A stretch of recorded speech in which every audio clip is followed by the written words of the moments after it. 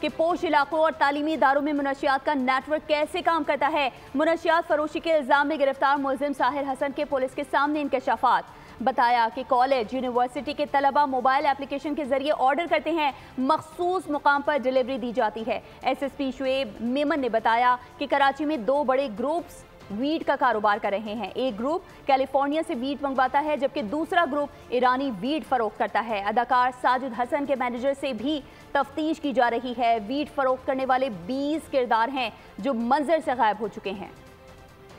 اس وقت کراچی میں کوئی 3 کے قریب نیٹ ورکس ہیں، جس میں سے 2 نیٹ ورک نیوٹرلائز ہو گئے ہیں۔ پہلا نیٹ ورک مصطفیٰ ارمغان کی طرف سے آپریٹ ہوتا تھا اور دوسرا نیٹ ورک جو ہے وہ ساحر کی طرف سے آپریٹ ہوتا تھا۔ یہ ویڈ ڈرگ جو ہے یہ کیلیفورنیا سے پاکستان آتی ہے، جو کہ یہ آگے بیچتے ہیں۔